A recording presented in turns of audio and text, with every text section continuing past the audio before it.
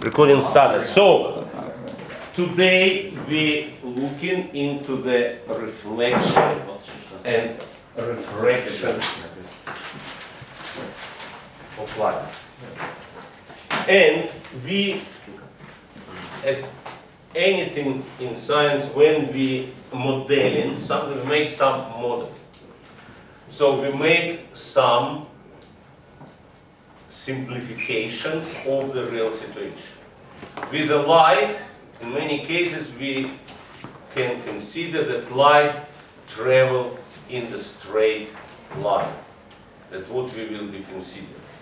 That light travels in a straight line, and consider this, let's say, some source of light, and it's emit light as a light rays, let's say, in all directions. So light travel in a straight line. It's not always the case, but for now we will consider only a ray model of light. That light travels through the straight lines, rays of light. And what happens when light meets some surface? What happens when light meets some surface? It might reflect. At least some of the light always reflects. There's no only ideal black body that absorbs all light. Other than that, at least some part of the light will be reflected. And how light is reflected? If we have the very smooth surface, mirror, and we have a ray of light striking that mirror. To describe what happens, we need to draw the normal. What normal means in mathematics? You've done it. Normal means perpendicular.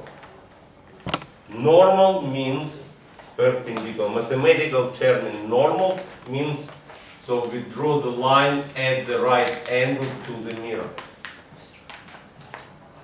And we measure angles from the normal, not from the surface of the mirror, from the normal. So that will be angle of incidence. Theta I is angle of incidence. So it's the angle at which light is incident on the surface. And law of reflection tells us that angle of incidence equal angle of reflection. So it will be reflected exactly at the same angle. Angle of reflection will be exactly the same as the angle of refraction, as the angle of incidence. So we have angle of reflection equal angle of the incidence. It's the law of reflection. Will it be always the case? Yeah. With mirror, yes. But when you look into the mirror and you move to the right, to the left, will be some point that you stop seeing yourself in the mirror. So light reflected light does not get back into your eye. Well, we need also classify all objects on luminous and non-luminous. What does it mean? Luminous is object that emit light, create light. For example, sun is luminous object. The light globes are luminous objects. They emit light. But other objects, we can see why. We can see objects that does not produce light. Why we can see objects that cannot make light? Radiation. No. Because of their light reflecting of them. So how we see ourselves in the mirror? Are we emitting light? No. Are we luminous? No. So light should come from somewhere, reflect from us, reflect from mirror, and come back into our eye. But because of this, it's not always getting to your eye. So you can see yourself only at a certain angle in the mirror. But, for example, we can see desks in the classroom from any angle. Why is that?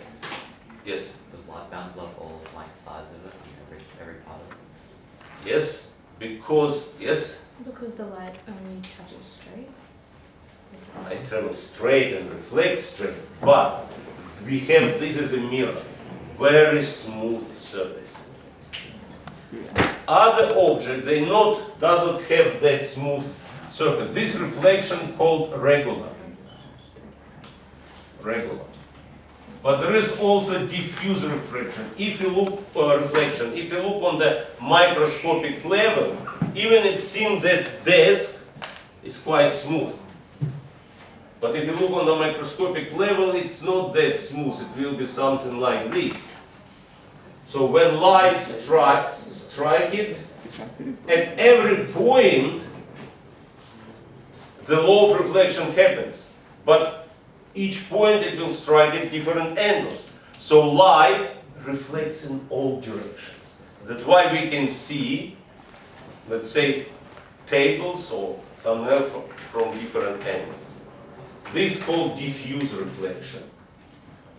When it reflects in all directions, let's say this light here reflects, there this reflects, there. So that is diffuse reflection, when light reflects in all directions. This is in the mirror. Now, question to think. What the minimum size of the mirror, vertical size of the mirror, so you can see yourself completely, from the top of your head to your foot. Yes? Like, does it have to be big enough for half of your body? What do you mean? You need to see the whole your body. So how big should be mirror, or the smaller size of the mirror, to be able to see all your body? Where your eyes are. Hmm? The height of your eyes? Or is it just the height of you? Ralph, you were thinking in the right direction. So that it covers your whole body.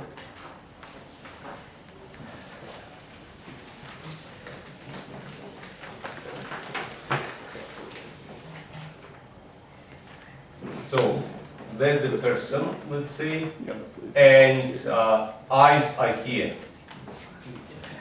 Let's say eye is here. So you need from the mirror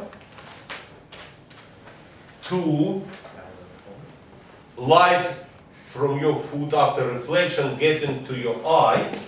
So it has to be half of your height. This has to be a little bit below, so light from top of your head after the reflection can get into your eye.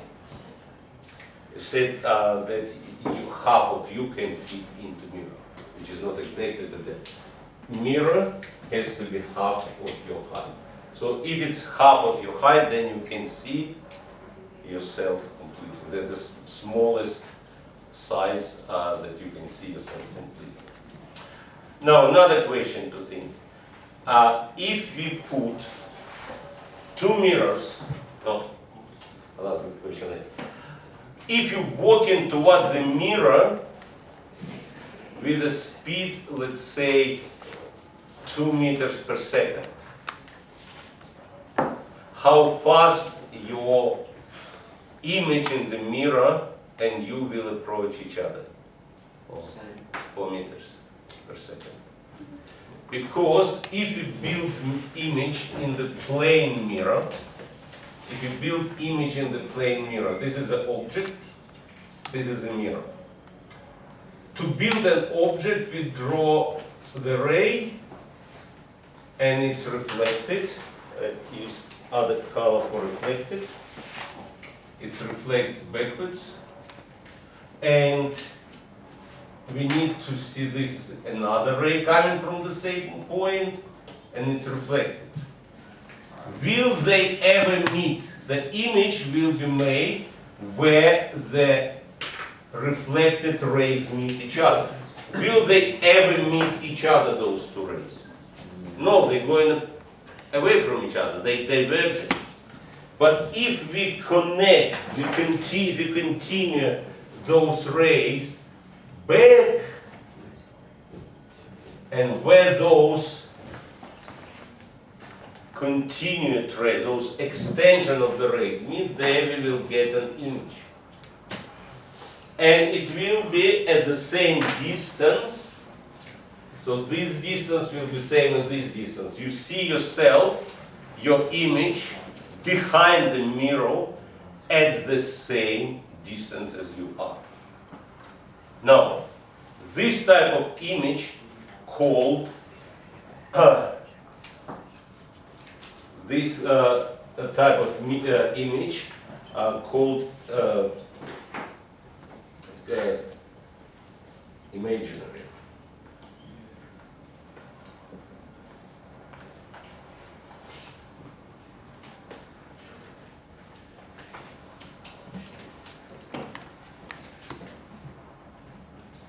Why it called? Because rays does not actually meet each other. So this image is imaginary. To see this image, we need those rays which come in away from each other. Our eye collect them back and make image there. There is no actual image there. Rays does not meet. For make image, rays need to meet each other. So as you can see, the distance is the same. So you make step toward the mirror. Your image will make step toward the mirror. So you will approach each other with a speed twice bigger than you're walking. So if you're walking 2 meters per second towards mirror, you will approach your image at 4 meters per second. Make sense? Now, another question will be for you to think at home and try if you will come to that next lesson. If you can get 2 small mirrors and you place them at 90 degrees. You take 2 mirrors, you place them at 90 degrees. And you put some small object here. Whatever. Pen, pencil, eraser, whatever. Find how many images you will see. We'll discuss it next lesson. So try to get 2 small mirrors. Ask your mom. Home 2 mirrors at the right angle and place small object there. And count how many images you will see. Then try to make angle, let's say 120 or 60 degrees. And count how many images you will see. That will be your homework, experimental homework. But in this course, we mostly focus and concern not about the reflection, but about refraction of light. What is refraction?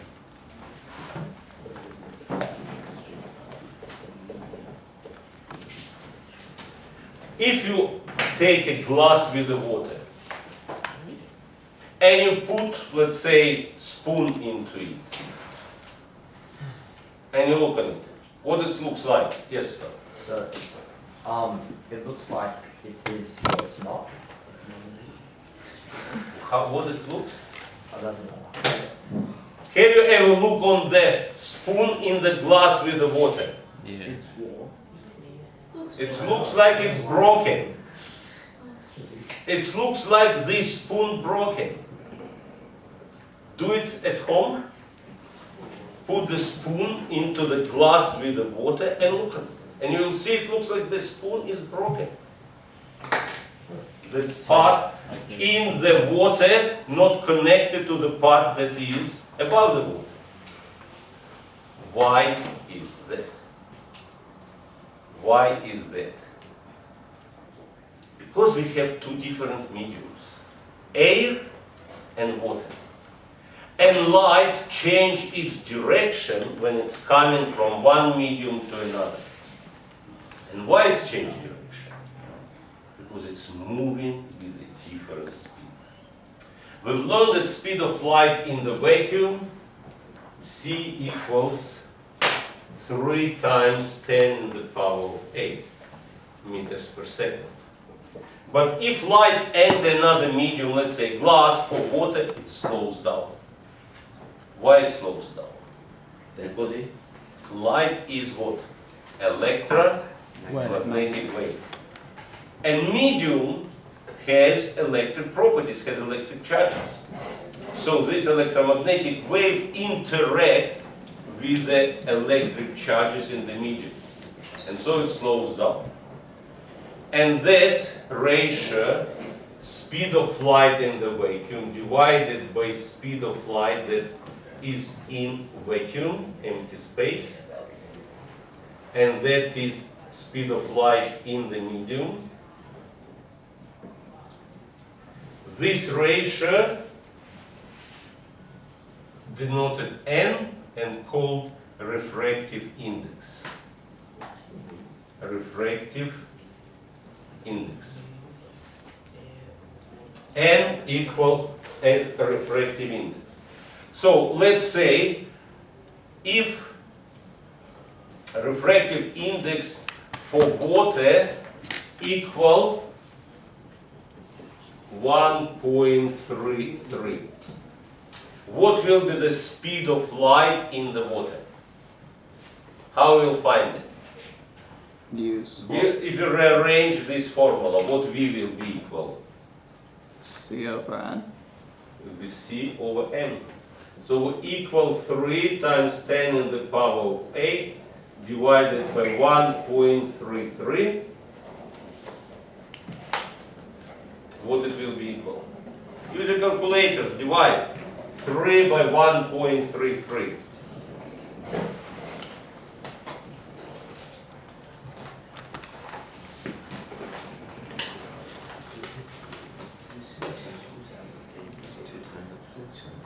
$225 million. 225? 225 million. 2.25 times 10 in the power of 8. So light is significantly slowing down in the water. In other materials it can slow down even more. The material which slows down the light almost the most, at least the most well-known material, is diamond. And that makes diamond so shiny. We will see in the next lesson why the fact that light slows down a lot in the diamond, it makes diamonds so shiny. So light slows down. And what happens? Why then light change direction? For example, light coming from the air into the water.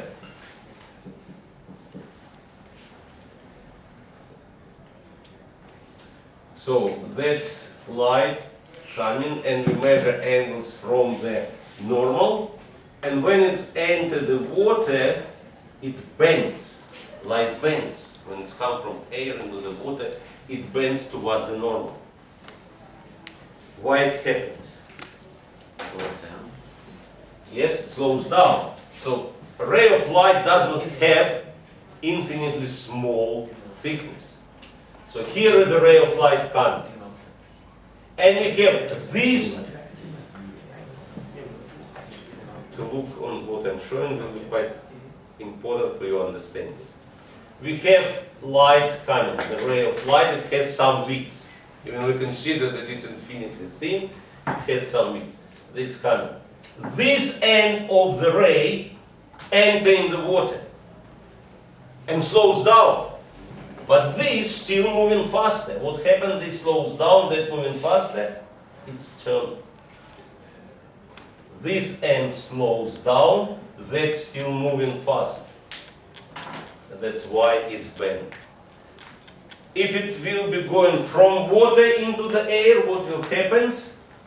This end speeds up, while this is still in the water, this speeds up, and it turns that way. Yes? So if there was an object in the water, would it appear on the left or right side? Like if you're trying to correlate state? Excellent question. We will discuss it tomorrow. That when you look in the water, and we'll find why and by how much, look, let's say very clear water, that you can see bottom of the, let's say, lake, and it appears that it's less deep than it is. It's called apparent depth, but we'll learn about that later. Yes, things appear not where they are. But we will discuss in more detail it next lesson. Excellent question. Thank you. So, that light bends. So, if we have light going from, we have N of water. For air, we will be taking the refractive index. It's not exactly 1.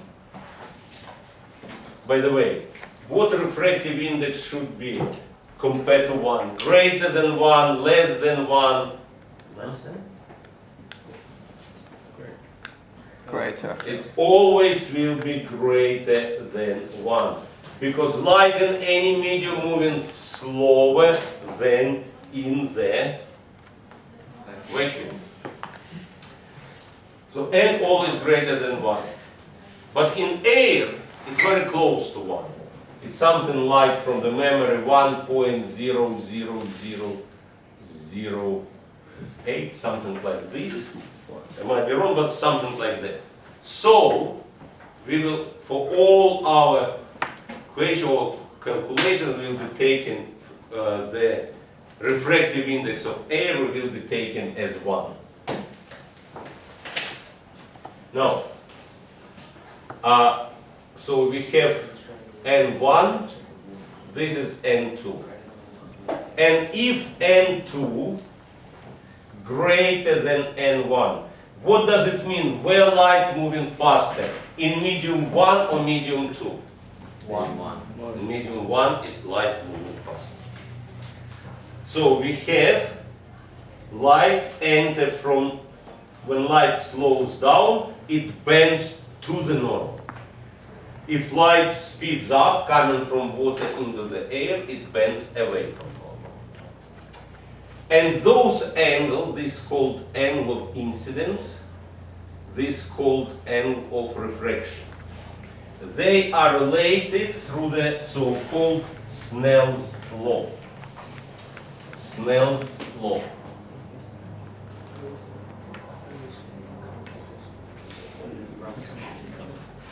And it says that N1 times, that was the surname of the physicist who discovered that law, Snell. N1 times sine theta 1 will be equal N2 sine of theta 2.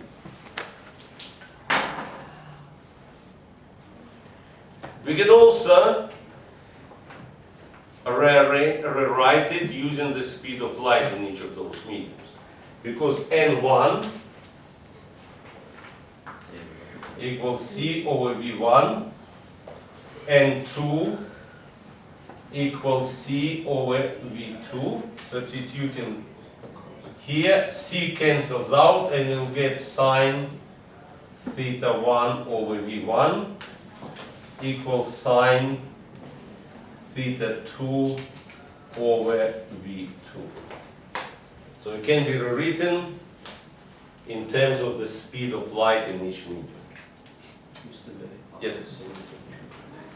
So let's consider the next example. Let's say light coming from air, or light coming from, let's say, water with refractive index 1.33 into the glass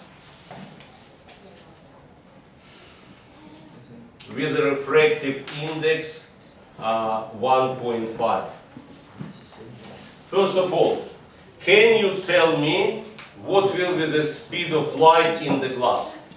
Can you tell me what will be the speed of light if refractive index of some particular glass is 1.5? What is the speed of light in that glass? From this formula. 2 to the power. So 2 times 10 to the power of 8. Yes. So speed of light will be, and we have that speed equal c over n. 3 times 10 power of 8 over 1.5 equal 2 times 10 in the power of 8. Now, if the angle of incidence is, let's say, 30 degrees, let's find what will be the angle of refraction using Snell's law. Remember, we always measure angles from the normal. So substituting numbers into the Snell's law, we have 1.33 times sine of 30 degrees equal 1.5 times sine of the unknown angle. Makes sense? I just substituted refractive indexes and angle of incidence in the Snell's law. Let's rearrange it. Sine theta 2 will be equal 1.33 times sine 30 degrees divided by 1.5. And if you know sine, how we can find angle? If you know what sine equals, how will you find the angle? Inverse sine, yes. If we use inverse sine, so angle will be equal sine -1 of 1.33 sine 30 degrees divided by 1.5.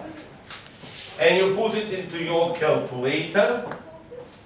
I'll try to estimate what it will be.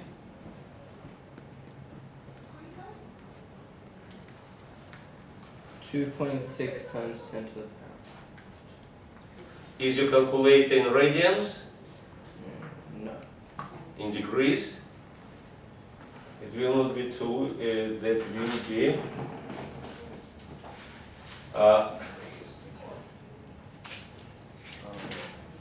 I think that will be something like 20, around 20 degrees. We're doing it right now. Yeah, we'll do it right now.